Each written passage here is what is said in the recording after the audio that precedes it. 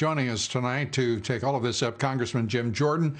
He's the ranking member of the House Oversight Committee, member of the House Judiciary Committee. Congressman, good to have you with us, as is Congressman Andy Biggs, chairman of the House Freedom Caucus, also a member of the House Judiciary Committee. Good to have you with us. Let me start, Congressman Jordan, with you. Spygate, the president now calls it Obamagate. Do you agree with him? Heck yes, Lou. Remember, 3 weeks in January of 2017, January 3rd, Chuck Schumer says you mess with the intel community, they have 6 ways from Sunday to get back at you. January 4th, Peter Strzok overrules field agents who said Mike Flynn did nothing wrong, overrules them and says Comey and McCabe want us to pursue Mike Flynn. January 5th, Obama meets with these top people, Brennan, Clapper, Yates, Comey in the Oval Office. After that meeting's done, he sits down with Comey and talks about Mike Flynn. January 6th, that same group of people in the intel community go up to Trump Tower and brief President Trump. At the end of that meeting, Comey does what? Sticks around and talks to the President Trump about the dossier that he already knew was false, salacious, unverified, and Russian disinformation. And then, of course, 12 days after that, they go set up Michael Flynn. And in between the January 6th, when they're trying to trap the president, and January 24th, when they trap Michael Flynn, in between that, what do? They leak information to friendly reporters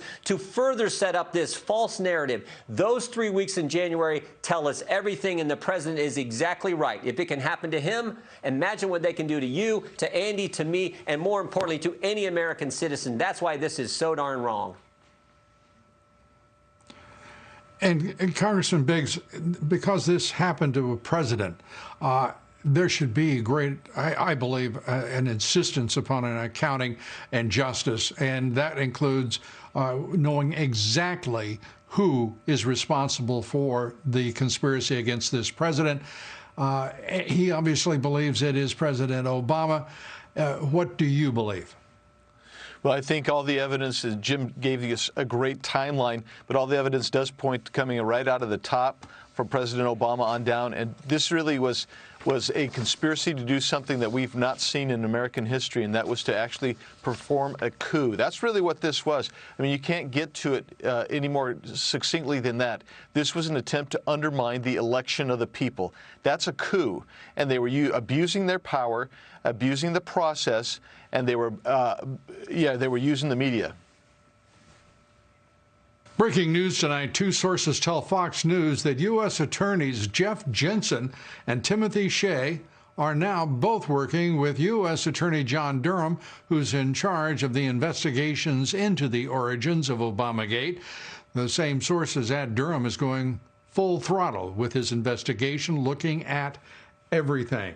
Everything is a lot. Congressman Biggs, let me ask you this. This is obviously a conspiracy by the radical Dems, the radical deep state, and aided and abetted by the national left-wing media, but importantly, chairman of House committees, and amongst those, Adam Schiff, the Speaker of the House herself, because all knew that none of those witnesses that were called by the House Intel Committee, all of the transcripts reveal not one of them said anything about Russian collusion on the part of the Russian campaign, the organization. It's just insane that they would have proceeded with the special counsel report, let alone come up with an impeachment inquiry.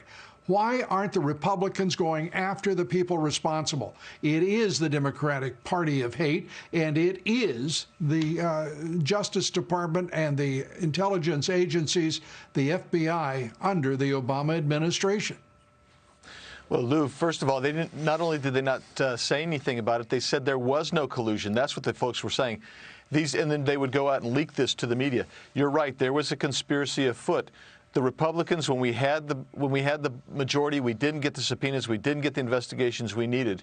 We're now in the minority. So the same people that leaked it and caused all this problem. Wait a minute. Let's not just go by that. Let's not just go by that, Congressman.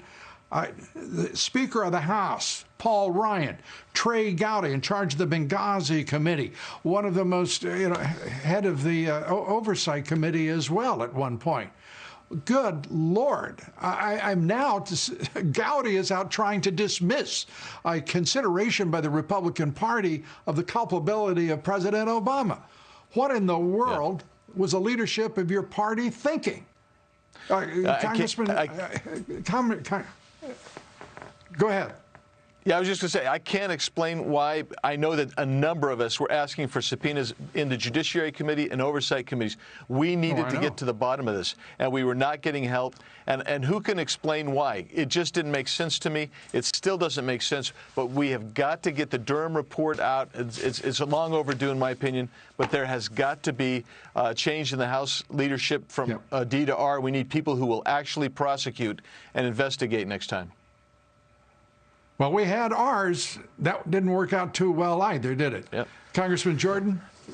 Yeah, the good news is, Lou, Bill Barr is doing a great job. But for him putting Jeff Jensen on the task of relooking at the Michael Flynn case, we might not get this information. So Bill Barr with John Durham and these guys are doing a good job. We anxiously await their report. I want to go back to something Andy said, too, Lou. He used the term coup, but that's not what they called it. That's not what the FBI called it. They called it the insurance policy, right? They called it the insurance policy. Started off, stop Donald Trump from getting elected, and then it transformed into stop the American people from knowing what we did. And thank goodness Bill Barr, Jeff Jensen, Sidney Powell, and others have been pushing, so we now have the information, and we know everything you've been saying for 3 years, Lou, Andy's been saying, and others have been saying, is now true. We were right about the whole darn thing. And the reality is that a great deal is riding on this investigation. Do you believe that by Durham and now joined by U.S. Attorneys Shea and Jensen, do you believe that they will have results before the before the presidential election in November?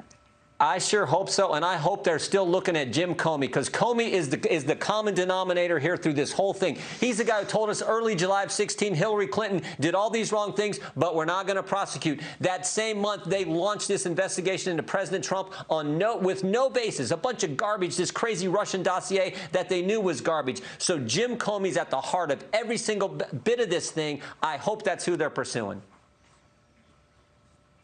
And you get the last word, Congressman. Well, it's time to quit talking about it and quit waiting. I think we need action right away. I think the American people are clamoring for that, and I know that I am. So I'm glad that we've got the team that we've got investigating, but they really need to put the horses in the barn, and let's get this thing done. Attorney General Barr is moving things ahead. I have to admit, I worried about a couple of lulls, but it seems that that is a bit of the past. It's a time, as you say, for action, and we thank you both, Jim Jordan and Andy Biggs. Great congressmen, great Americans. Thank you both.